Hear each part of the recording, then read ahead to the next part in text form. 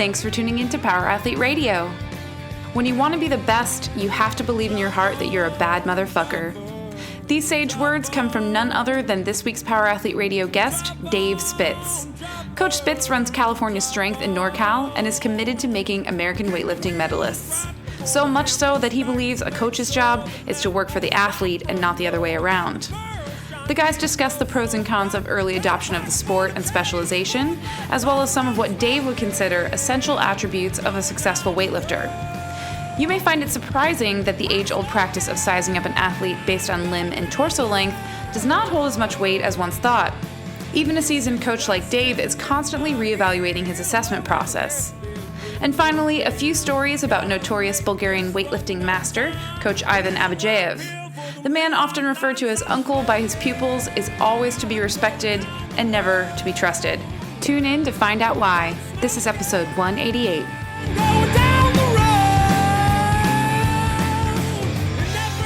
Power Athlete Nation, it's that time again. This is the premier podcast in strength and conditioning. If you haven't heard about it, I don't know what you've been doing, because obviously if you go to iTunes and look up the reviews, they should all be 5 stars by now. Yeah, well, I mean, they are. We pay those people handsome salaries. What do we got going, Tex? This one's going to pop off just before the New Year, so happy New Year's, everybody. If you are a resolutionist and you are looking to get back in shape, check us out. We obviously offer programming that throws you abs. It's like abs only. Armageddon. What else we got? We got Jackhammer. We got Calf Attack. That's John's favorite. Yeah, we got what is it? Jack and Tan. Treasure Chest. Treasure Chest. Pecosaurus Rex. These are all programs you can find on the one and only Train Heroic. Donkey Calf Raise 101. Partner Donkey Calf Raise. I like that one. And then what's odd about the donkey calf raise is the less clothing you wear, the more training effect. Luke, I think that's called the reverse donkey calf raise. Oh, yes, the reverse donkey calf raise. That's right. All right, people, enough of the small talk, but Happy New Year coming up. Who we have on today is our very own – needs no introduction. Our very own friend, Dave Spitz. Dave, without, I guess, stealing your thunder, Dave runs Cal Strength up north. We spend a lot of time with him. Dave and us are on the Train Hero platform, and we met through those guys. So just had a super killer meeting back a few months ago. Shared a lot of similar methodology, a lot of outlook on life, I guess. And then also what I think is going to be most listeners are going to really tap into is just how you guys are prepping your kids to be contributors to society, right? I guess, not shitheads. But I guess, Dave, why don't you just give some people the intro, unless they don't, in case they don't know who you are, you know the drill. Yeah. Well, first, thanks for having me on. This is an honor. I'm obviously a huge Power Athlete fan. I don't consume a lot of media, but I do listen to the podcast. I do follow you on Instagram, and I have aspirational goals to become the John Wellborn of Olympic weightlifting. Whatever I mean. I just teared up over here. I have like a tear streaming down my face because I just want to be the Dave Spitz of Power Athletes. Really, at Starbucks. Anything that has coffee and breakfast, I'm in. I'm good at both those things. So let's talk. Cal Strength is my baby. It's definitely been a cool adventure over the last decade, transitioning the mediocrity that is Northern California athletics into something that we can all be proud of. But it all started with my journey in Olympic weightlifting and transitioned into a for-profit athlete performance center just as a way to fuel my coffers to be able to continue my Olympic weightlifting pursuits. And so, I'm an owner, I'm a coach, and really what we focus on is athlete development. And we have that NFL Combine presence, and we have a big presence in the Olympic weightlifting space. And that's it in a nutshell. We started a YouTube channel a couple of years ago, putting stuff on there that predates CrossFit. And so I think that, a lot of the Olympic weightlifting content that we threw up there initially, we didn't realize anybody had any interest in whatsoever. We were just doing it to motivate our athletes. And lo and behold, people started watching. And so became a cool platform to educate and inspire people. And that's really where the movement, I guess, took off. Would you say that Olympic weightlifting is a monetarily successful or really kind of a deep pocket? I mean, is there a lot of money in Olympic weightlifting? It's ultra niche, and it always has been. But I've been a big believer in, being able to own a niche, and we've always aspired to make money off of weightlifting, not off weightlifters.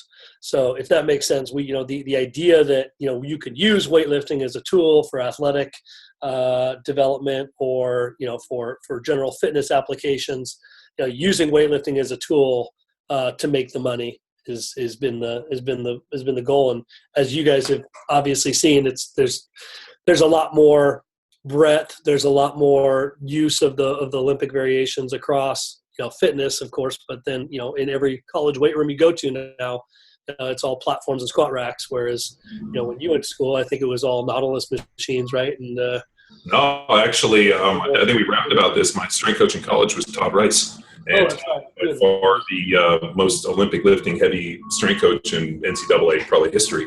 So, it was, snatch, clean, and jerk. I wasn't allowed to bench. I only front squatted for 3 years.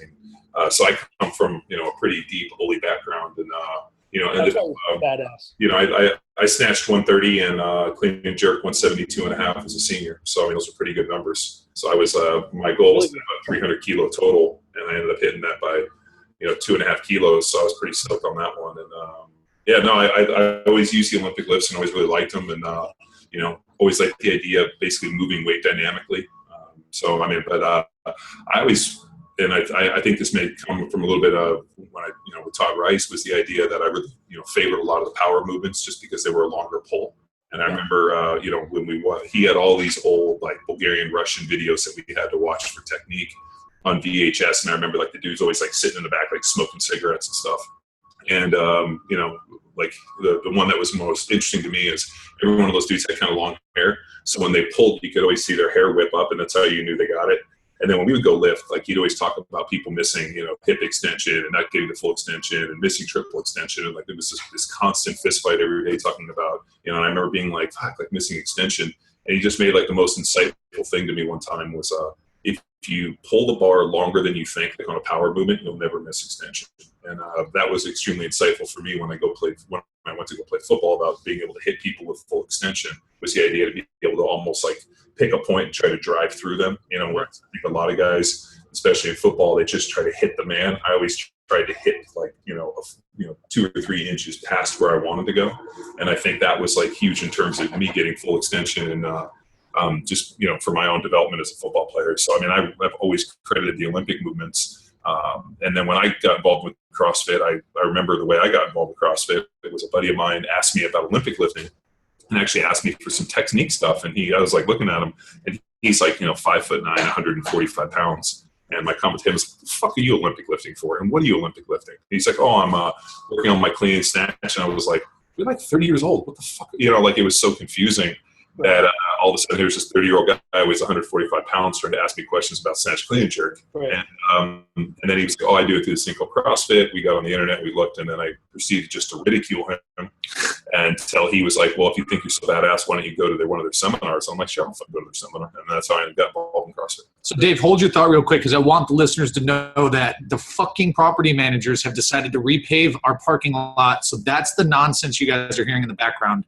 And there's nothing we can do about it. I tried to hunger strike, and they just fucking threw me out. Luke actually sent his dog over, who sprinted through all of the tar and everything, and they almost killed the poor So guy. anyways, apologies in advance, guys. And I guess, Dave, for any of the fucking annoying background noise, we're going to try and Does keep it it on sound mute. annoying? Can you guys hear it, like the beeping? I can't hear it. And personally, I don't think anybody's going to listen to this shit anyway. Yeah. You know, Dave, that's a really that's a good point. Scott's going to listen to this and take notes so that he can give it to Dave later. That's right. Good thing John's not a talker, so we'll keep y'all on mute. Wow, Tex, was that a joke? I think that was sarcasm. Was that no? He's laying it on pretty thick. I didn't know he had reached a high enough level of coaching to actually employ sarcasm daily, and it was just slip it in. I mean, that takes a master level coach like Dave. Well, I'm sure he's reading some book about sarcasm and coaching. You gotta dress for the job you want. So. I was going to say, I mean, like that's how you know you've reached the final level of coaching, when you actually only coach in sarcasm. Like, oh, that's really beautiful. Keep doing that, and we will be nowhere in a month. I actually have a book coming out next month. It's called Passive Aggressive Coaching Strategies, and that's basically that's chapter 3 is. Well, that's chapter 3. Success through sarcasm. Chapter 2 is called belittlement, where you just belittle somebody, and then when belittling doesn't work, then you go to sarcasm, and then chapter 5 is you come back to belittlement, and then it's kind of a ebb and flow between belittlement and sarcasm. Like, you suck, and I think you should kill yourself, to no, you're doing really good. I think you should kill yourself. I extrapolate a lot of my coaching strategies from my bar behavior back in my early to mid 20s. So strategies I would use to convince females to enjoy my company. That's what I use on the platform mostly. Did it involve like a strong grasp under their arm, like on the base of their, like kind of bottom of the armpit, with like kind of like a squeeze and like a head nod, real violent head nod? Yeah, of course. Yeah, I mean, that's okay. See, Yeah, I'm not weird. That's what the first movie you learn as a kid. Dude, so give me some background, like a little bit, like, how did you get into Olympic weightlifting? And I know we had a really killer conversation about you working with AvidJF, but like, and some of those stories are hysterical, and I don't know if you can retell them, but I would love to. But maybe anything with a goat. Yeah, and anything with a goat, or having to drink goat urine is really good. But how did you really get into Olympic weightlifting? Was it something like obviously through sports, and then you fell in love with it, and wanted to become the fucking master of the snatch clean and jerk? Yeah, you guys had Adam Nelson on last podcast, right? I mean, that badass. I was a thrower. I went to the University of Southern California through the shot put and through the hammer. And so we used the lifts to train for the throws, obviously. Mostly power variations, though. And I was always strong relative to my distances, and it was always something that I wanted to try, competing in Olympic weightlifting. But being that we were not permitted to do a whole lot outside of track and field at the time, I had to wait until my collegiate career was up. So finished college and went to work, kind of forgot about the Olympic weightlifting thing for a minute, and worked for 4 years, lived in Manhattan Beach, lived in Hollywood, moved to New York for a year. And, I was successful at the end of like 4 or 5 years, and had accumulated some money, and had a hot girlfriend, had everything I thought, I should have. And the Olympics were in Athens in 2004, and people like Adam were there competing, and something just struck a chord, man. It was like, I feel like I didn't really put out the effort that I needed to kind of fulfill myself as an athlete in college. And I felt, even though I was kind of successful from the outside, I felt kind of empty. And so I looked up a coach and decided that I wanted to start training the Olympic lifts. And so I was driving 3 days a week, about an hour and a half from where I was in the East Bay area out to South San Francisco to be with a man named Jim Schmitz, who was kind of the only guy in town. And Jim took me up to my first competition, and at the same time I was volunteer coach, throws coach at high school locally here. And a kid came out and started throwing, and he was a genetic freak.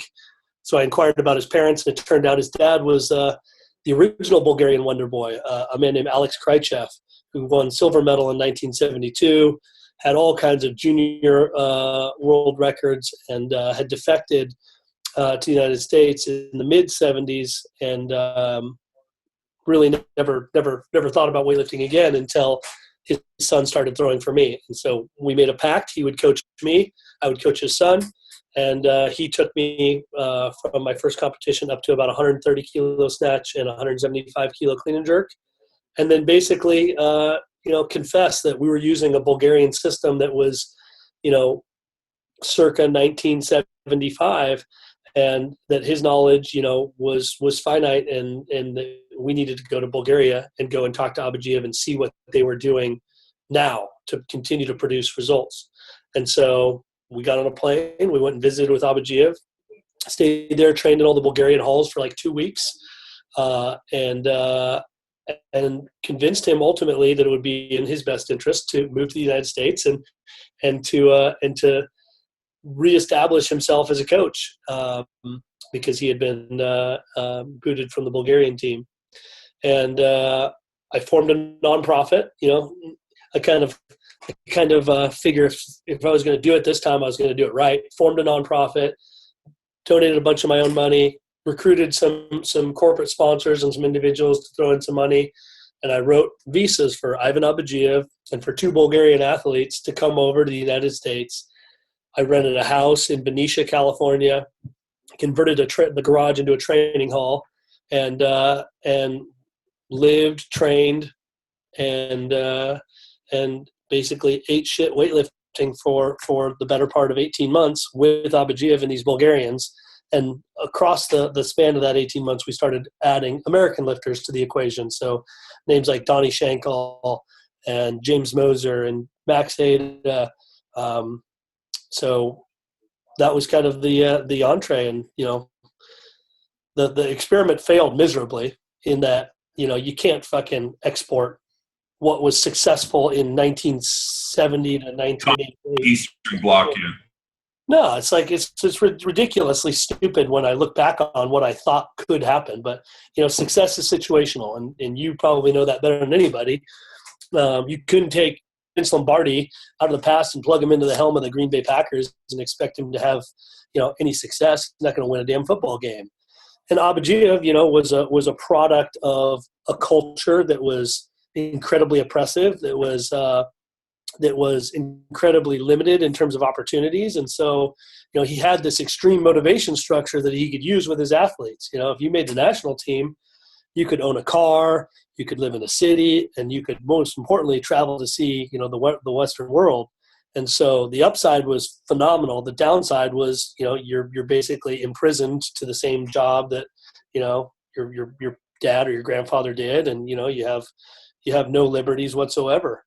And so he had this extreme motivation structure, and he had this extremely brutal tactic that he employed where, it was a survival of the fittest.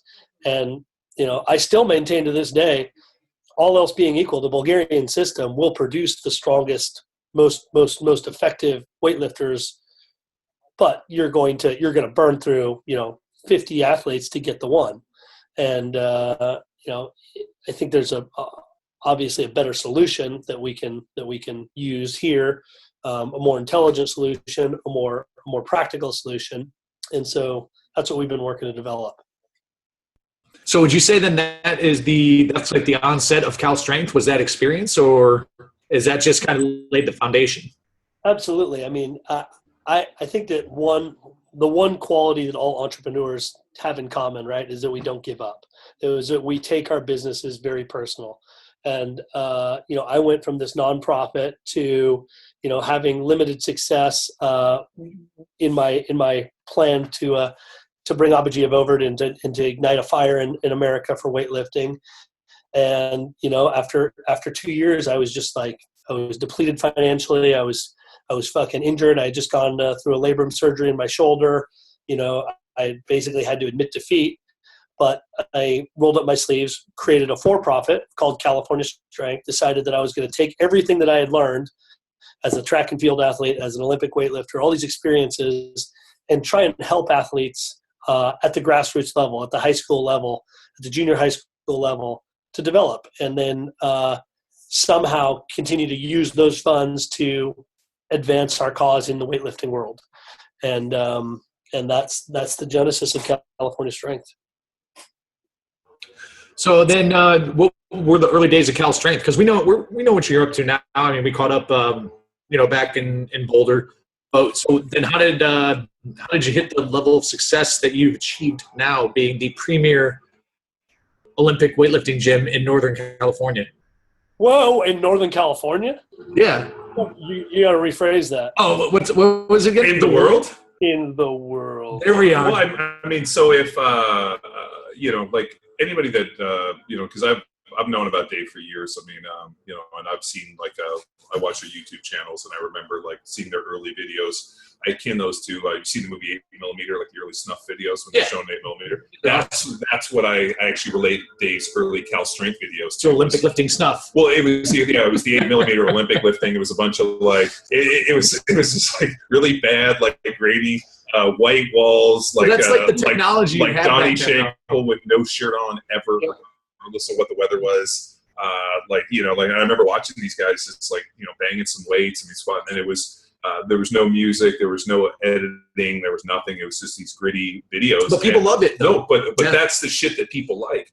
I think, and we've seen this. I'm sure Dave has too. When things are too orchestrated or too produced, or you go too far out, like people just don't give a shit about that stuff. People want to see the grit, and that's why things like 30 for 30 and these, fucking stupid shows like Hard Knocks, which are too overly processed, aren't as good. But I remember seeing Dave's stuff and.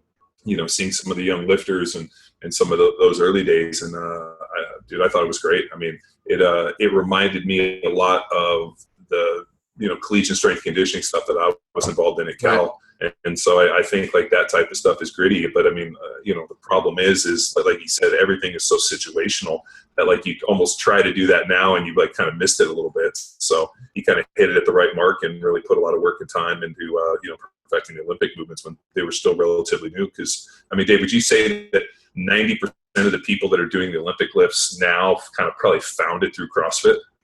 Oh, without question. I mean, all of my young kids that I have on the weightlifting team, that's all CrossFit driven. So, it's true. It's a ton of participation that we're getting. The other thing about Cal Strength, especially the early days, is, I mean, the people that self-select to be weightlifters, right? To participate in the fucking hardest sport you can possibly participate in, your reward for getting better is you get to lift more weight. Fucking great. You get better and it just gets harder. There's zero money in it. It's incredibly painful. You're always in discomfort, and literally there's zero opportunity. So at the time, the people that were self-selecting to participate in the sport of Olympic weightlifting were fucking weird. I mean, and I say that, with the utmost love and respect for them, but, the Donnie Shankles of the world, that's some crazy character personalities that we had to work around. And I think that, while it was a challenge, it ultimately led to some great video content early on. When you talk about John North and Donnie Shankle and Kevin Cornell, these guys, Glenn Pendelay, these guys that are just they're each and every one of them are their own cult of personality, movement type kids. And, it was fun to put video content to those guys. Dave, my favorite, not to get you up, but my favorite Donnie Shankle story is I was coming out of LAX and I was walking off the plane, walking past security to go down the escalator, and I see Donnie Shankle about to go through security, and I could spot him because he's kind of noticeable. He's wearing a wife beater and instead of cut off sweats, he cut off himself slides, and he's barefoot.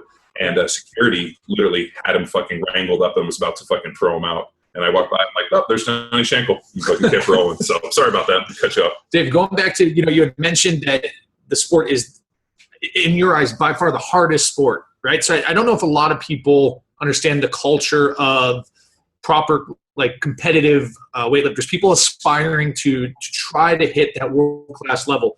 What's the lifestyle? Why do you label it as the hardest sport to be a part of? Well, I think that, there's a couple of things that work together to make it so difficult. I think number one, the monotony of the sport itself, right? A lot of people, weightlifting is an escape. So, when John was on, these football teams, you practice, the meetings, that shit's the grind. You get to go to the weight room and you get to bang some weights around. That's fun. Weightlifting is a sport. Our guys are training 9 sessions a week. So, they rarely see the light of day. And then they're also, faced with this task of perfecting a skill while trying to drive relative strength increases. And so there's all these different components that are working in some cases contrary to each other, to develop perfect snatch technique and still to drive, your 1RM pulling power or pulling strength. Like those are things that are kind of opposed to each other in some ways. And then you combine that with the idea that weightlifting requires tremendous amounts of courage. So you have to not just be a gifted athlete and be a technically proficient athlete to snatch 170 kilos. You have to have incredible courage to be able to override the self-preservation instincts that exist in all of us to hit your extension and then drive yourself underneath a barbell that can maim or kill you.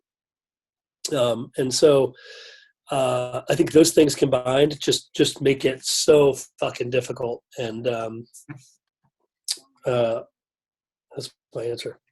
Do you think ever at some point that we can get some collegiate money for scholarships and people will start doing some Olympic lifting teams? I mean, I knew when I first was, or I remember like during my NFL career, we went trained at a place that actually had bumpers and platforms, and they had a club team, and it was really the first one I had seen in a long time. But I remember asking like, "Hey, is there scholarships?" And this is probably around 2005, 2006, and I think there was like 2 universities, and I don't even know if they were NCAA single Division I that were doing something with Olympic weightlifting. I want to say it was like Minnesota and another one.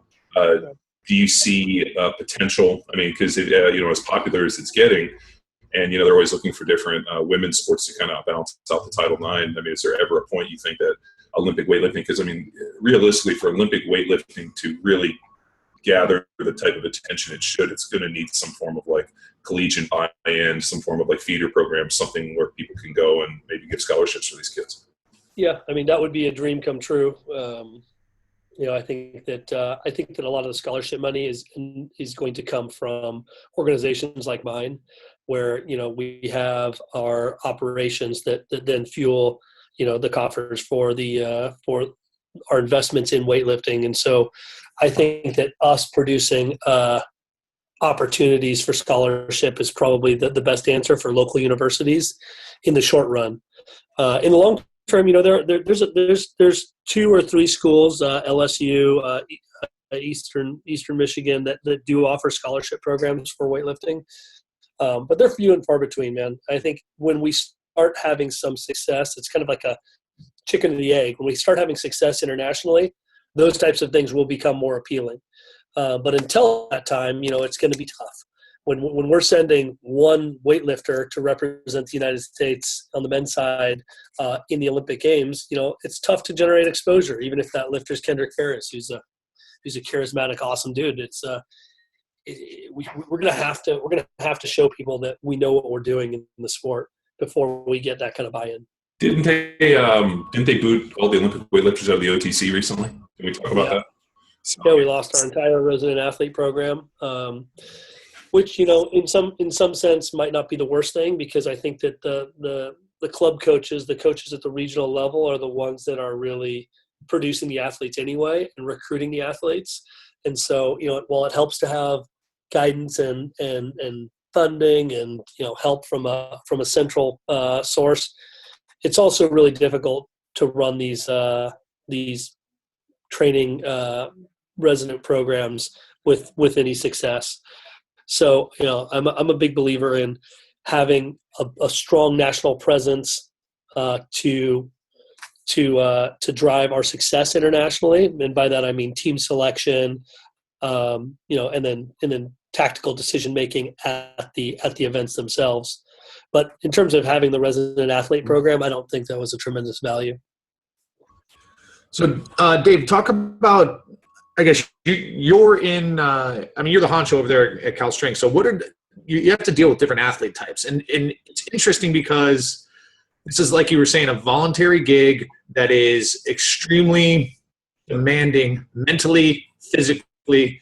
How do you overcome the adversity? How do you talk people off the edge? Let's say you got a guy who's been training for the Olympics and then decides to follow his girlfriend to Canada or something. Like, what's what are the trials and tribulations? Well researched. Well, I mean, isn't it like I always think when you take things out on the fringe, like Olympic weightlifting is obviously a fringe sport, and it takes Dave did great introduction in terms of like the type of mentality of person that wants to be a professional or like a big time Olympic weightlifter. Obviously, there's out on the fringe certain personality types, and when you deal with those type of personality types, You got to be it's an art. Well, no, but I mean, those are very almost, self-destructive and extremely erratic and almost impossible people to kind of. You can only hope to contain it. Well, I always think it's like this is such a fucking terrible reference, but recently I watched Dark Siege, which is a great Steven Seagal movie. The one where he's on like, a train, like dark, Under Siege, but like dark territory. Yeah, Under Siege, dark territory. Yeah, sure. So like the one dude who they bring in, I believe that's Under Siege too, but Under Siege too. Well, the guy that they bring in who like designs the fucking satellites, and they're like, why would we hire such a crazy person? And they're like, crazy people don't develop normal shit. If you want to have crazy shit that like a satellite that blows people up, you're going to need to deal with crazy Who's people. Casey Ryback? Casey fucking Ryback. You know the movie. I've got goosebumps. Yeah. I think for Olympic weightlifting, you have to find those fringy people. And when you deal with those fringy people, they might decide, you know what, I want to go to Canada because they might better habit burgers. Good God. I think it was the tuna burger is why Spencer Norman left, not the other burger. But at any rate, what I will say is that the quality of people that we're getting now is higher. So I have people like Wes Kitts just snatched 174, broke the American record here at the American Open, and he's won a national title and then 2 American Open championships. He's from a football background. He played college football as a tailback. Found weightlifting through CrossFit, and then participated in Grid, and we found him in Grid, and I was like instantly in love, and convinced him to come out here. But where did he play his college ball? Is he from Texas? Tennessee, Austin P. So FCS school, kind of a late bloomer, but certainly I think has all the tools, and I've coached a lot of NFL athletes at the tailback position that play in the league today. I don't see anything that he doesn't have that they do. So he could have played. I actually just watched the videos you posted on your Instagram page of Wes, and dude, he's super strong. I mean, he's so fast under the bar. Like I can't imagine with a guy that's able to generate that much force that quickly that he wouldn't have been able to play that. Who was also an athlete growing up. Yeah, right? and could run the rock. So I mean, frankly, I'm a little sad I don't get to see him run the rock. I'd like to just try to get him into an NFL training camp just to see him fucking light somebody up. Oh yeah, it would be pretty special. But at the end of the day, that's the gift that we have here in the United States is we have this huge diverse population of athletes. And so, we don't need to necessarily start somebody at age 12 for them to have success in weightlifting. That 10,000 hour rule doesn't necessarily apply if you have an athlete that has such ridiculous GPP and base built from an athletic standpoint. And that's what I tell everybody now is because we are faced with the reality that most of what we get is late stage adoption in our sport. It would be such a gift to have a Wes Kitts walk in here at 12 years old. That's not going to happen. Or if it does, it would be just an absolute cherry. What I need to do is figure out how to take great athletes and coach them in Olympic weightlifting so that we can have success now. So I think Wes over the next quad, and that's how we think, right, in 4-year cycles, has the potential to snatch 190 and clean and jerk 230. And that's, by the standards that we're operating with now internationally, that might be good enough to get a medal in the mail one day, with the drug testing being, as harsh as it's getting. So. Do you think that it's realistic? I mean, because Wes is what, a 105? Yeah. So he's a 105. Yeah. So do you think it's realistic for a 105 non-drug tested athlete to snatch 200? I think it's possible. It's possible.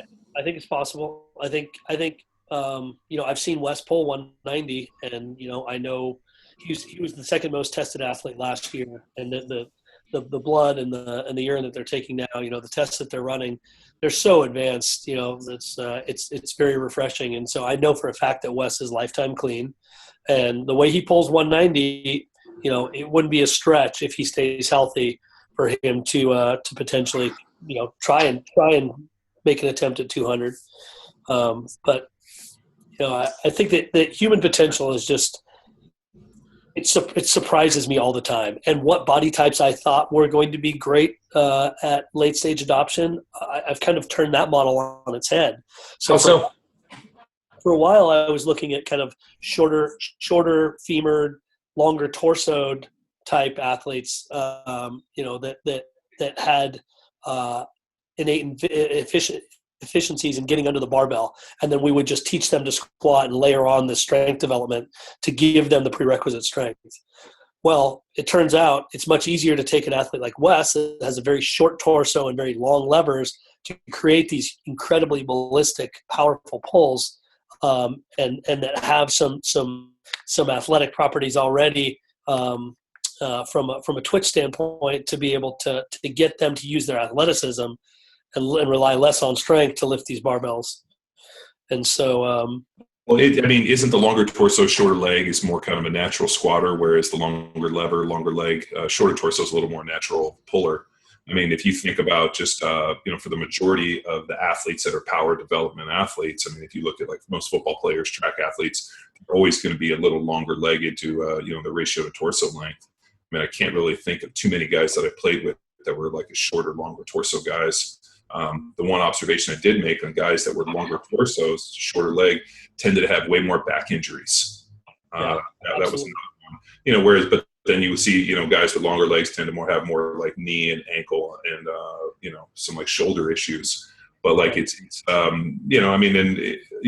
sure a lot like Olympic weightlifting. Part of my job in playing in the NFL, you basically sprint up the line as you have to do these like ocular pat down of like the guy. You're like, all right, let me see, what am I working with here? And like you kind of have this ability to measure people up pretty fast. But I remember, like, if I ever saw a guy that was, kind of shorter leg, longer torso, I knew he was going to try to not move his feet as much and try to leverage. But that's a pretty interesting observation. And then, then how do you necessarily put a body type 2 on, like you said, courage, which seems like a major component of Olympic weightlifting?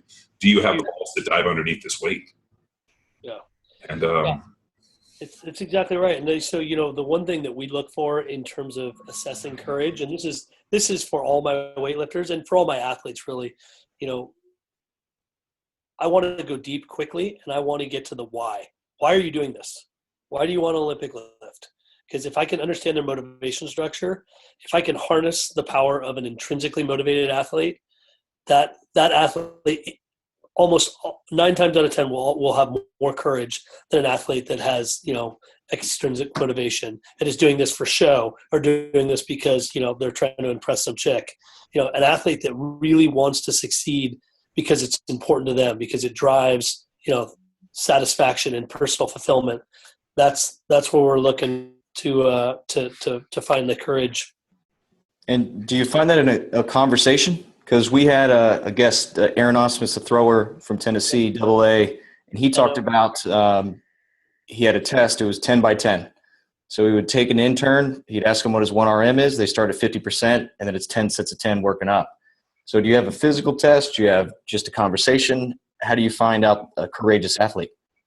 Yeah, I think there's a lot of ways to generate insights. But, I think that depth for me is really important. So, I need to have those conversations and just assess motivation first, before we even look at any physical properties, because I can work around lack of toughness. So if we're talking about a 10 by 10, that's less of a courage play, and that's more of a toughness play. Can you grind through pain? Well, there's a lot of tough guys out there that don't necessarily have courage. The other thing I want to assess is, we talk about entitlement being a bad thing, but for an athlete to have confidence and to want to take the shot, for you to want to be Kobe Bryant or LeBron James, and you want the ball in your hand, for that last shot, how do I assess that? how do I find an athlete that really believes? Joe Paterno said something once that I've always kind of put a lot of stock in. He said, believe deep down in your heart that you're destined to do great things. And so if an athlete believes that they are endowed with these special properties, and maybe John can speak to this too, because I think that to succeed at the level that he succeeded at, you have to know in your heart that you're a bad motherfucker, and that you can rise to the occasion and get the job done when it matters. And so, motivation structure and that sense of not arrogance, but just knowledge that you're the dude. So Dave, I want to go back to a comment you made about really late stage adoption in Olympic weightlifting. If you did have a guy walk in at 12 years old, and just knew they wanted to be a weightlifter, and he had the telltale signs of being successful, how would your philosophy change from, let's say, like that early adoption, true full life cycle training from a late stage guy like Wes? Like, what if you did get 12-year-old Wes? That's a great question. So, with Wes, I feel like we're always rushing to get enough done. So I think that the first thing that I would do is, I would be able to plan and structure things in a more measured pace. And so I think that while the strength part is important, working with a 12-year-old to develop, a mastery of the technique, and then making sure that they've got prerequisite athleticism across a broader range of domains. I think that so many people, want to specialize too early, especially with weightlifting, and I think that's an incredible flaw. Making sure that we're hitting different energy systems, and that we have just a base level of coordination and an ability across a broader range of athletic properties is really important. Well, I also think too, if you brought in 12-year-old Wes, obviously you would want to. I remember when we owned a commercial gym, commenting once how hard it was to teach people to Olympic weightlift that were already strong. I always wished that because it was so much easier to teach people Olympic weightlifting who weren't strong, that actually had to learn bar path and actually use some technique. Because I get so tired of watching dudes that were already pretty strong come in and just muscle the fuck overcome any sort of deficiency. And like this ego of it, being like, dude, stop muscling the weight. All this early arm bend, all this bullshit you're doing. Like, I get you want to fucking muscle the weight, but it's like building, neuromuscular pathways that's counterproductive to what we need to do.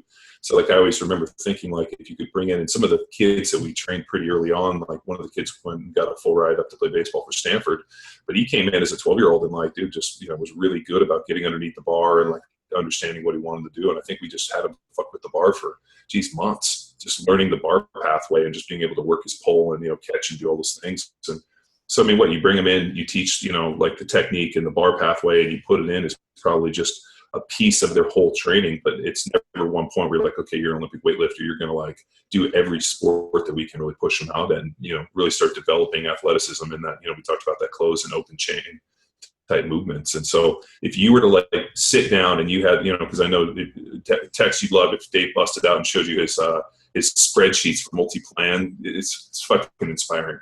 Like it's fucking Dr. Evil shit. But if you could sit down with that 12-year-old and be like, all right, so the parent comes to you and says, hey, I'll basically do anything you say. What sports do you want him to play? What do you want him to do? You're like, well, I want him to bring him in 3 days a week and we're going to work technique and teach him bar pathway, but I want him to do, X, Y, and Z. Yeah, to develop the prerequisite athleticism you're talking what about. would be those, because I have my theory on what sports I would recommend, but I'd love to hear yours. Yeah, so, I think if we're talking about Olympic weightlifting, or if we're talking about like really young kids, I'm a big believer in having everything be bilaterally symmetrical if we have our druthers, right? So, I love baseball and lacrosse, but those things will develop inherent asymmetries that are not going to be productive for us long term. So sports like swimming, like sprinting in the pool, is really a phenomenal mechanism, not just for some good energy system work at low impacts. But also, there's some studies I've read that, would suggest that swimming, especially like at high intensities, can help develop receptors at the fiber level that testosterone can later bind to. So I would encourage them to get in the pool. We had this conversation in Colorado pretty extensively, and after we had that conversation, I went back and fucking did about 10 hours of research on that topic, and pretty fascinating that part of the swimming is hypoxic. So you're able to handle a higher load. So you think about lactic acid threshold training, the amount of volume that you're able to do swimming in the pool is so much greater than what you were able to do land-based. Right. And the fact that it's hypoxic, we know, can cause even more, which goes back to support that claim. But ironically, we've been testing a lot of blood flow restricted type training, which, obviously you're occluding the muscle and you can get, lactic acid pool, and it does all these kind of really jiggy, cool fucking, not only, increasing androgen profile and, myostatin blockers, but the comment was made that you're creating a hypoxic situation in that specific muscle by occluding the blood. And, like when Dr. Sato, who is the inventor for the Katsu in Japan, we had a meet up, and he made that just that off the cuff comment, and instantly it triggered with what we talked about with the swimming. There's something to that, either altitude, hypoxic, and the amount of volume, like you said, man. It's but yeah, you made that comment in Colorado. I went back and did a bunch of research, and it's a pretty fascinating one. I mean, obviously we know for the female swimmers it's even more dramatic because, what do they really don't have the androgen profile of a male without testes, but we know that, testosterone is made in the adrenals for women. So you're putting them into a high motor type of deal. And next thing you know, those girls are looking fucking swole up. Yeah. I mean, just anecdotally speaking, I mean, if you've ever been around swimmers, collegiate swimmers that maybe find CrossFit or maybe find some sort of land-based way to train after the fact, they just get so fucking swole so quick. So anyway, going back to that question, I would also encourage, some sprint behaviors. I like to run and jump. So, part of my kids' athletic life plan is to incorporate, the swimming at a very early age and continue that up through at least the junior high school age ranges, but also introduce track and field, so long jump, high jump, sprinting, up to maybe a quarter mile. And then finally, some gymnastics activities, so not just having the ability to produce force, but absorb force is a monumental part of what we do as weightlifters. And so if you can incorporate some more of that plyometric type activities from gymnastics, not just harnessing body control, but being able to produce force and absorb force in really sound positions, I think that's an important play. It all kind of sounds like Swayze, Patrick, the ultimate power athlete. Houston, Texas native.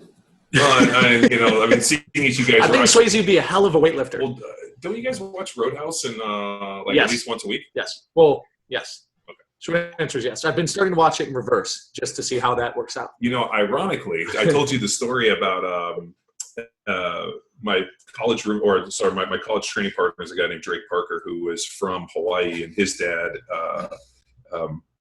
David Parker, was the brother of Ed Parker, who was Elvis's bodyguard, who had developed American Kempo. And so I'd always done martial arts my whole life, and so Jeff Speakman, The Perfect Weapon, was one of our favorite fucking movies.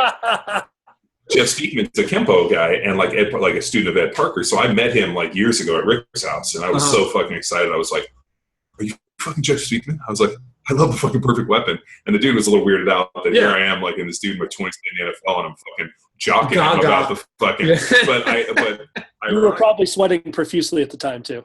I was probably wearing a leather jacket and trying to be cool and being like, "Oh my God, it's Jeff Speakman, The Perfect Weapon." I'm like, do you have the ring with the dragon and the lion? And Ed Parker's obviously passed away, and so I was rapping with Drake's dad when we were in Hawaii, and I was asking him about some things that they had seen when they were kids and how he got into it and developed Kempo, or the American Kempo. And he made a really interesting comment. He said he was one of the first guys to actually videotape.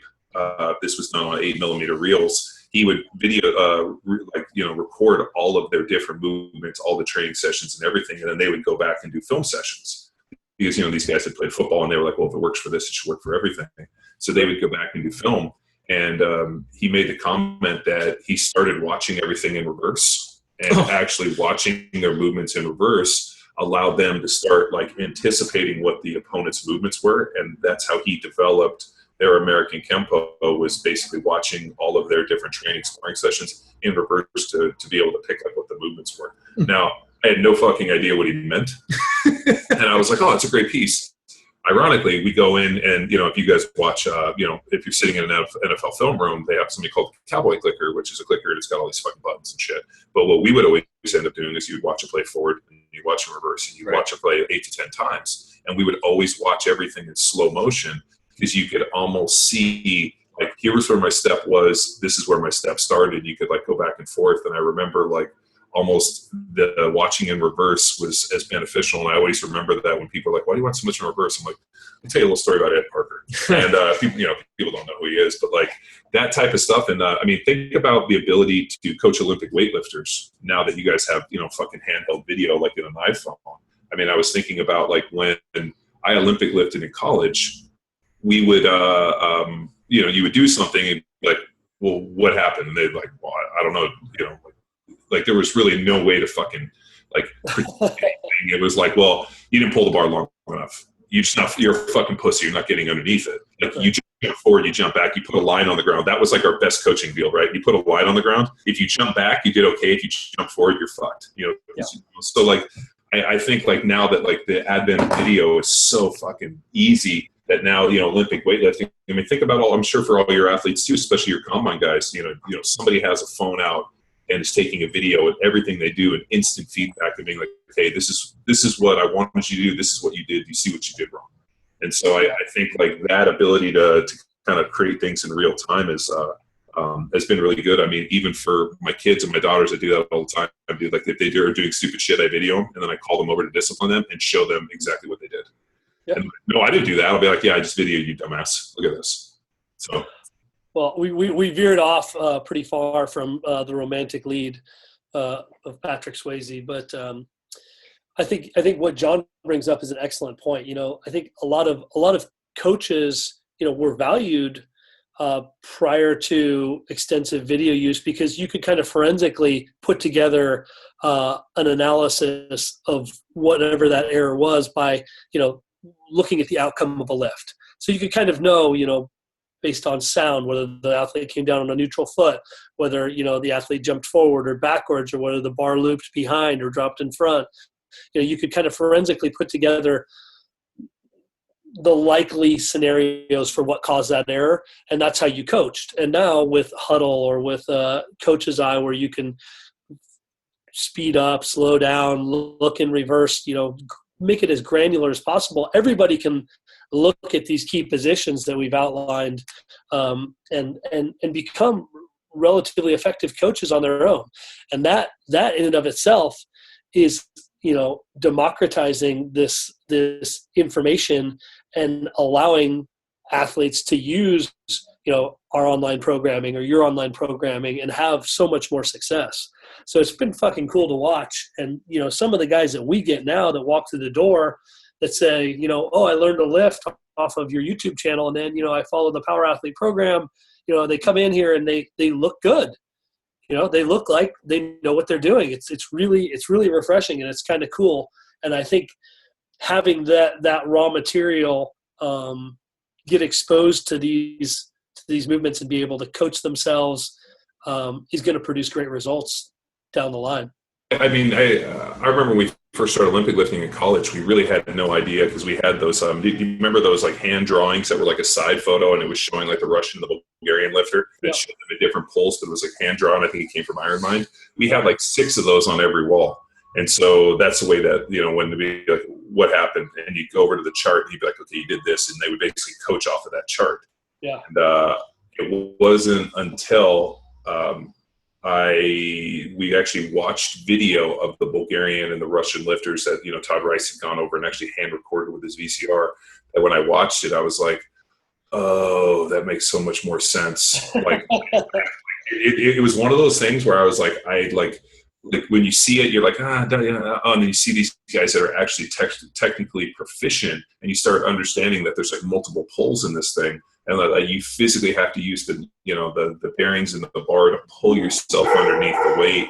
And like, to me, that was like one of those like beautiful mind moments where I was like, so you're using the leverage of the bar to pull yourself under the weight faster. I was like, I mean, and that little piece was like the difference between me doing a really shitty, 130 clean to like a 172.5 clean, like that little fucking piece of just trying to accelerate. And then, like for me, that was also, and I hate to make this fucking generalization, but for me, it was like, as my clean and my front squat and everything went up, my vertical jump increased and my speed increased. So like I was able to see a 1-to-1 correlation. Like when I front squat 500 for reps, I mean, dude, I ran a 4.9, I verted 34 inches. I mean, like everything. And that's so true, man. I just there's so many nuances that go into the lifts with respect to the tempo of the movement, and then the timing, and then finally the tension. Where the tension is held in your body. It's so incredibly important, and you can only see that by watching people who are proficient in the movements execute them.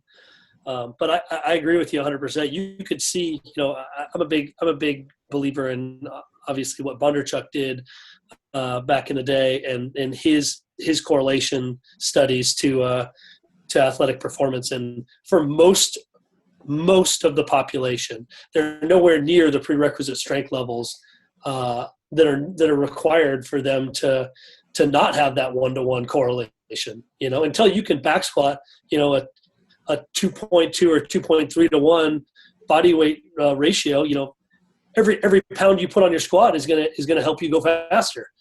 Have you seen that with your NFL athletes? That I see. This is the hard part when we get into these kind of general or these little generalizations, and I think like for the listeners, when a guy like Dave who's at Cal Strength working with the fucking top college performers to get them ready for this fashion show, fucking dance recital known as the NFL Combine.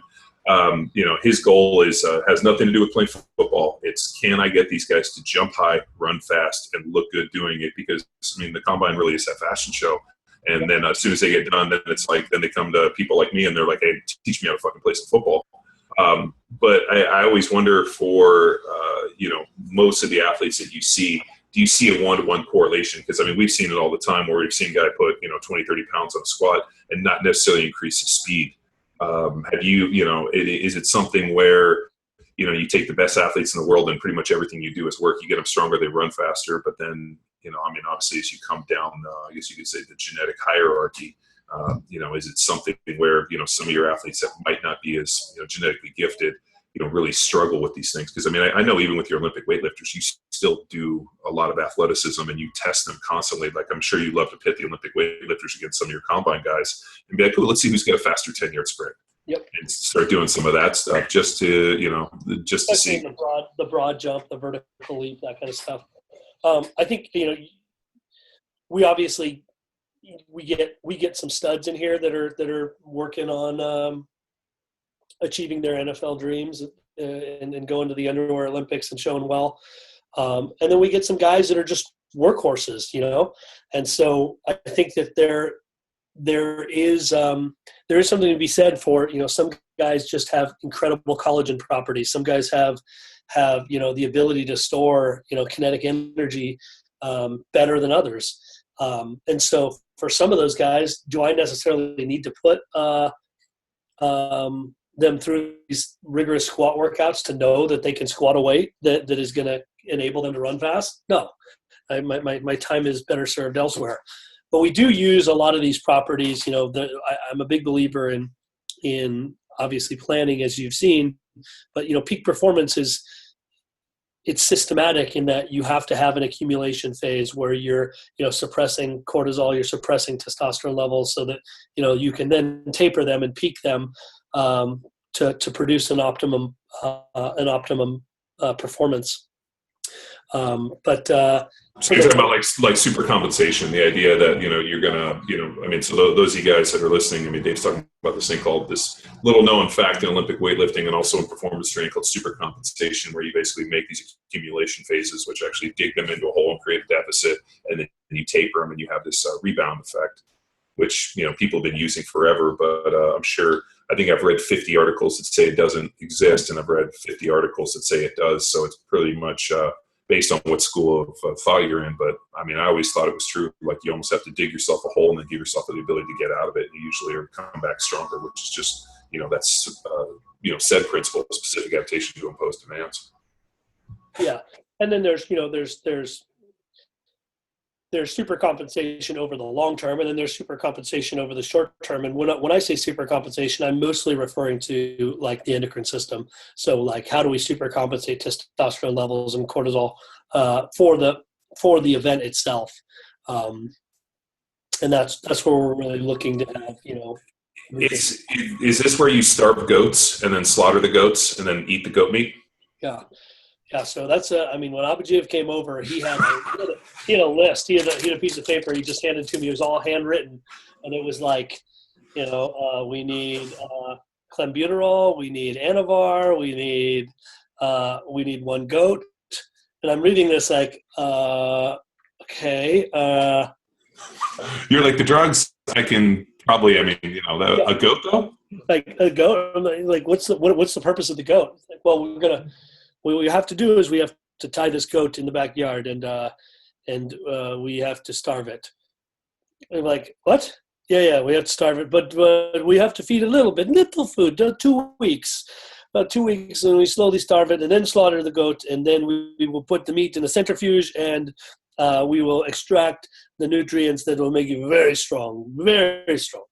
And I could only imagine being in fucking, suburban Benicia, California, having a goat in your backyard, starving, like the noises, like the smell alone, the noises that this thing would make, like, meh, like your neighbors would just like absolutely like revolt when you have this goat starved in your backyard.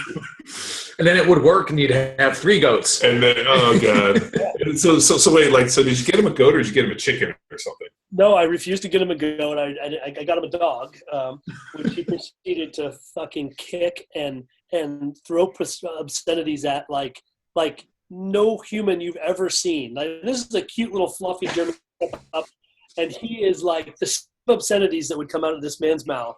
And I spoke enough Bulgarian to kind of like ascertain that he was calling it a stupid, dumb motherfucker, like as he's kicking it with his feet. Nobody else was allowed to touch the dog. So that lasted for about 8 weeks, and then I had to take the dog, and I told him it ran away, but I placed the dog in a more appropriate home. Jesus. We were in the kitchen one day, and he came down with this fucking concoction, and it was like a pink-looking drink, and mixed into glass, and there was like a twig floating around in it. And some leaves. And he was drink. And so I take it, and I hold it in my mouth, and I take one sip, and then our super heavyweight at the time, Nikolai Hristov, who I brought over, who had snatched 200 and clean and jerk 250, he backhands me, whoosh, like right across the face, and the cup goes flying out of my hand, breaks on the floor. He's like, my friend, never drink. What do you mean? Uncle, we call him Uncle. Uncle gave this to me. He said I have to drink. He said, he making toilet. I'm like, what do you mean you didn't make in the toilet? He goes, go look. So I go upstairs into his master bedroom, and his bed is perfectly made, as it always is, because he slept in the closet. He never slept in his bed. He always made a little cocoon for himself in the closet. And I walk into the master bedroom, and there in the fucking toilet bowl is this little old man stirring this concoction that he has just fed to me. So I needless to say, I pulled the plug on the operation after I drank toilet supplements. And so you're like, so the final straw was him cooking up a pink liquid in the toilet and making you drink it. And then at that point, you're like, the experiment is over. Everything's gone. I walked in the door about a week later, and everybody in the house was basically passed out, and a few people had vomited, and the smell of gas hit me so hard. and he had basically turned on the stove, couldn't figure out how to turn on the stove, so he just let the gas continue to propagate through the house. He was passed out upstairs, probably a few breaths away from death. So I had to evacuate, carry him downstairs, evacuate everybody from the house, and I've discovered that having Bulgarians is a liability. They're cute, So they're kind of like gremlins. they're a lot like gremlins. Did the pink toilet stew make it to the Cal Strength protocol? Yeah, that's one of the few things that survived. Do we know what's in the pink stew? No, we don't. We don't Yeah, you don't ask. Yeah, don't. Yeah, it's if you don't want scary answers, stop asking scary questions. Yeah. Oh, dude. I mean, but he used to. He had a pill bottle full of kidney stones that he had passed. He never had never had surgery, never do anything. He'd just be slumped over, at practice from time to time, and then like a couple hours later, he'd come running downstairs, and he'd be so happy, and he'd be jiggling his pill bottle. I passed these. He's finished now, and he'd show us these kidney stones. They'd be the size of your pinky fingernail that he would just piss out routinely. Oh, Jesus! Just a tough, angry old dude. Jesus. So was there anything like I mean, obviously you probably saw everything what not to do as a coach in terms of just in the Western world. Yeah. As a human, what not to do. As a human. But was there anything that you took away from that experience that is a central theme in Cal Strength other than ridicule and sarcasm? I mean, one of the things that I learned from an observational standpoint was when I threw these Bulgarians into the mix and when I threw the Americans into the mix, Abadjiev expected you to make the training lifts that he expected you to make. And so the Bulgarians were smart. They got off the plane and they knew what the protocol was and what was expected of them. And so they always held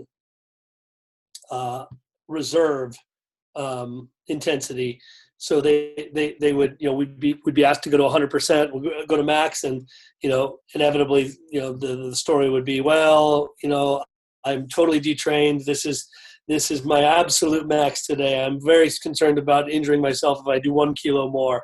And so they would make these lifts look, as hard as they needed to look to pass his judgment scale, but then they would inevitably go up, the next week and the next week and the next week. So where the Americans started off like doing exactly what they were told. Oh, go to max? Okay, I'll go to max. And I'll fucking bust my ass to get whatever I can get out of my body that day. The Bulgarians were only showing him what they thought he needed to see and holding these intensities in reserve so that they could continue to make the progressions that he wanted to see happen.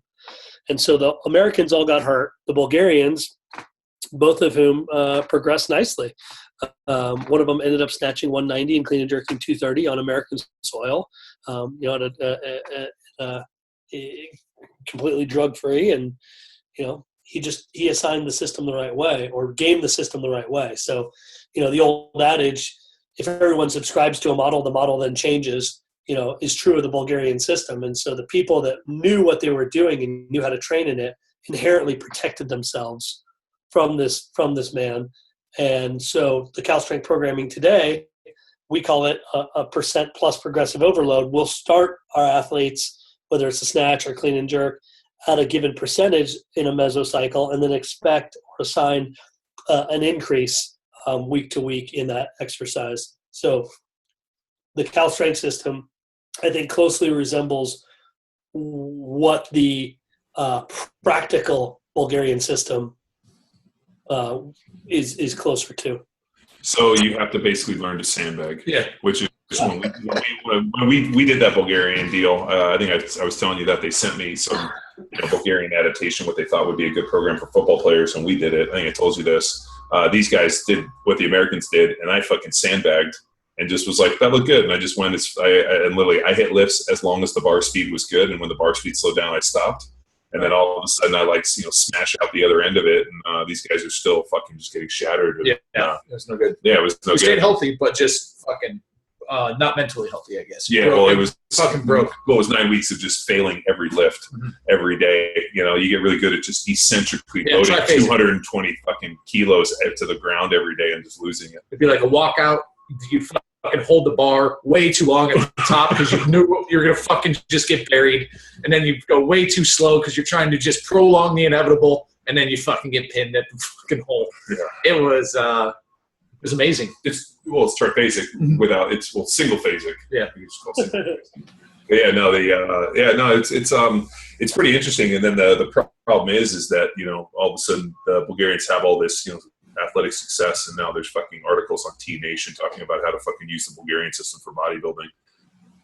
So, which seems insane to me, but I mean, you know, so everybody's always trying to you know, fucking write something bullshit about how, you know, they're going to use this system. I mean, at the end of the day, you know, the one thing that I really kind of enjoyed a little bit about the Bulgarian stuff was just the simplicity of the movements. I mean, when you get into like the Russian stuff, you know, with the conjugate system where they're constantly working on these different variations and the law of accommodation, what I think is a good system. I'm sure you use it for your more advanced lifters, but for people that are beginning or even what I call like intermediate, you know, not even close to advanced, people that are considered like beginning, you know, fucking beginning lifters looking for all these different variations. And I'm like, you know, the reason that they put the conjugate system in place was that so you guys can continue to train at a higher intensity. But they actually had trained to a point of accommodation. And I'm like, you have to reach that point. I'm like, if you never find any accommodation and you've never pushed the envelope, it's kind of like, you know, I like the myth of like my favorite part of training is like people always, you know, you read all these different things on the internet talking about overtraining, and I'm like, how many of you motherfuckers have ever seriously overtrained to the point where like you can't sleep, you're fucking super emotional, you probably got some diarrhea, like, I mean, just like to the point where like all the telltale signs of overtraining to the point where, you know, like I just don't think people have ever reached it, and it's like almost like this boogeyman of overtraining. Oh, you don't want to overtrain. I'm like, motherfucker, you got to overtrain at least a few times in your life just to know what your limits are. And it kind of blows me away. Yeah, I think that, you know, we use a lot of partial range movements to teach the lift. So, you know, we use a top-down progression, and we'll use partial range movements to kind of reinforce proper sequence, proper motor unit recruitment. But, you know, ultimately the goal is to get you to a full range movement that you can do with proficiency. So I would say that, yeah, people oftentimes try to get too cute too soon, and it's a fundamental flaw. You know, everything that you do, you know, should be kept as simple as possible, and only use more advanced techniques when you absolutely need them. You know, not because they're fun or cute. Are you flipping me off? So I got a question based off this. That's people fucking it up. But what about coaches that don't know what they're doing? They don't understand the system and the approach to that dive into this. So, I mean, you immersed yourself in like the Bulgarian system to understand it. What about the people that just read an article and then apply it? Well, they're fucksticks, and they don't understand what it means to be a coach. I mean, I think that, you know, being a coach, it's like, I say this all the fucking time. It's a tremendous responsibility. And, you know, when you're a coach, you know, you should use the Hippocratic oath in a lot of respects, you know, and your first principle should always be do no harm. So, you know, like that combined with the fact that, you know, I work for my athletes. My athletes don't fucking work for me. I'm their bitch. I'm grinding for them. So to layer on some sophisticated program because it services my ego is a huge problem. Yeah, you see it from time to time, but you know, I encourage everybody just to be grounded in fucking logic. You know, a dash of logic in all these situations would save us all a lot of injury. Whoa. Let's take a major step back. Logic has no place on the internet. I mean, like we always say, common sense is anything but common. And I think the reason being is people have no frame of reference for anything, especially when you get into this training space. I mean, I've had these conversations with people for years where, they ask you, these detailed training questions, and you're like, no problem, you give me your answer, and they don't, the answer might not fit with what they want. It reminds me, when I was playing the NFL, I got, I worked on my master's in education. I got invited to come back and speak at the School of Education, and they, as I got up and I was, taking questions, they started asking me, like, why do you think athletes don't get their degree and leave school early to go chase professional sports? And I was like, well, it's money. And they were like, no, like they couldn't wrap their head around that most of these athletes were just using school as a springboard to try to get to professional sports and make these big paydays. And then once they make these big paydays, there's really no value in going back. And I remember arguing with this lady, and I even said to her, I was like, if you would have told me I was going to play for this long in the NFL, I wouldn't have come to Berkeley. I would have gone to Arizona State, and I would have just tried to bang hot chicks and party and had a great time, instead of grinding myself. The reason I came to Berkeley and ground it out was I had no frame of reference for playing in the NFL. So I had this deal where it was hard work. You got to get a good degree to get a job and get into this rat race. I'm like, if you're going to tell me I was going to do a decade in the NFL, I would have had a fucking great time in college. And, that's the realism that people do not necessarily want, especially in academia. But you run into a lot of these situations. I'm sure you have, you've taught seminars and you go in and people probably ask you oh, I want to be a coach. What does it take? And you're like, it takes athletes, and it takes training for something, and having a singular goal, and, just getting people sweaty with some PVC isn't necessarily training. I mean, that's more dogs have trainers. People doing, sweaty exercise have trainers, but when you start coaching and you're looking at not only managing, person day to day over the years in this multi-year, cycle. Now you're talking about education, nutrition, what are you doing? You're talking about getting in, talking about the motivation for athletes. I mean, that's really taking it down to that level of, now I'm not only coaching them for performance, but I'm coaching all these other aspects of their life. And like you said, man, it's a huge responsibility. So, I mean, that's why, when, people throw the term coach around so easily, and I'm like, you got to earn that shit, man. So, Dave, sorry. Go ahead. I was just gonna comment on the journey that we just embarked on with Wes to set that American record. It's being a stabilizing force in that setting, I mean, was one of the more challenging things that I've ever been a part of, because weightlifting, in terms of setting a record, it's not like swimming or track and field where it's a byproduct of a performance. So you have, you run or you jump or you swim, and you look up and holy shit, I just set a world record, or holy shit, I just set an American record. With weightlifting, you know exactly what that record's going to be, when it's going to be attempted, and the magnitude of the accomplishment. And so it puts all these additional layers of stress on the athlete. And it was pretty fun psychologically to keep him calm and keep him, in the moment for that attempt. So what do you do? Are you into music? Are you into meditation? I mean, is it positive, affirmations? What is it in terms of your coaching strategy? I know you're super involved with the lifters, but I mean, would you say there's any one strategy, or is it more just kind of, constant reinforcement, making sure that you offer them probably in training a lot of movements that they're going to be successful at, probably not trying to fucking smash them, or maybe some people it's kind of different. I guess some people you try to smash and hope they rebound. Yeah. So with Wes, the approach was start with kind of a reactivation and then work into an accumulation phase where we layered on a ton of volume, and the workouts were just so fucking hard. And I was uber psychologically aggressive with him through that whole training block, where it was, you're a pussy, you're a piece of shit, come on, let's, it was all just psychologically aggressive.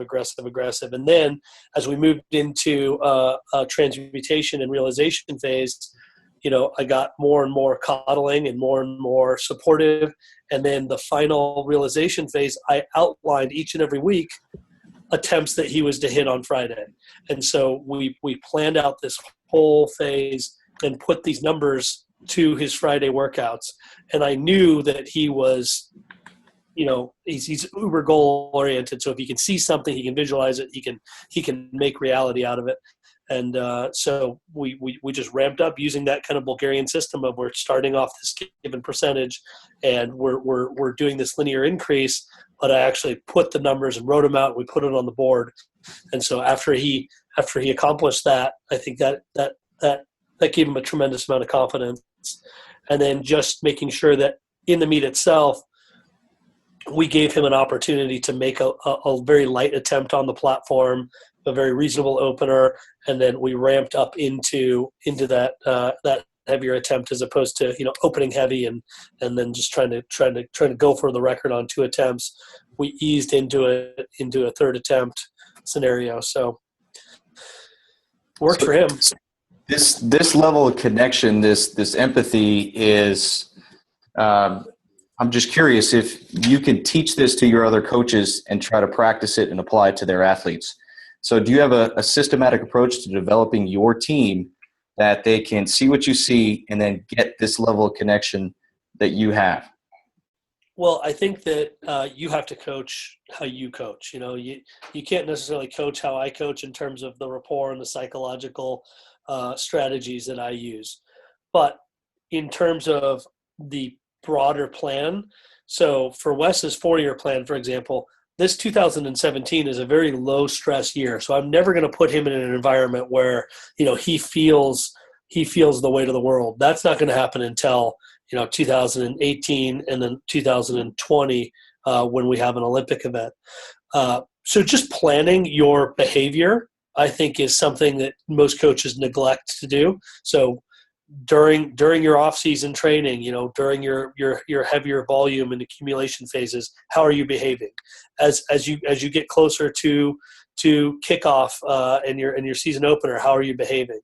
Just taking stock of your behavior around your athletes and programming it alongside the physiological aspects of the stress, I think is something that is overlooked, because the psychological aspect, if you stress out an athlete psychologically, and John's probably had some dickhead coaches over the years that can get in your head and just and just crush you and ruin you. Those athletes go to sleep with that stress. They wake up with that stress. It burns, and it's something that you need to account for. So, Dave, I was going to actually say that I dealt with many coaches like that, but unfortunately, growing up with the mom that I had, none of them could hold a candle to my mother. So the mental warfare that happened as a young child. Wellborn is a saint. She's a tough woman. So, I remember being somebody, the fucking coach trying to fuck with me. I'm like, seriously, honestly, dude, you are 1/10 of the man my mother is. And there's absolutely no way you're going to fucking ever get inside my head. And if you did, you would never fucking know it, because, dude, I show no fucking, no fear and no fucking residuals. But yeah, it's really interesting. I used to have this joke that the term for coach reserved for guys that fucking wear shorts and yell at me to work hard in the fucking middle of the summer when they're just sitting there in shorts, So I kind of always had this joke about the coach thing.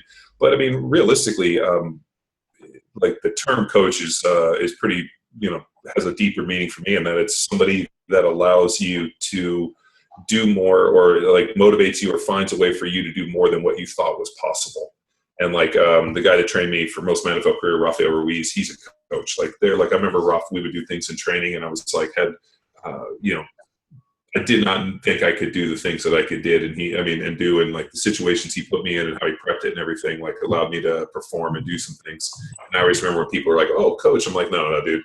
I just happen to be a pretty good athlete that can help other people be athletes. But at the end of the day, if you're coming to me to emotionally or mentally prepare you for something, I'm probably not the right guy, because I only have one thing, and it's the hammer. Whereas, Dave probably has more tools in his toolbox. But what you were talking about, belittling and that, I'm like, oh yeah, mine's just sarcasm. Like a coddling phase, I'd be like, my coddling would be like, you want to get something to eat?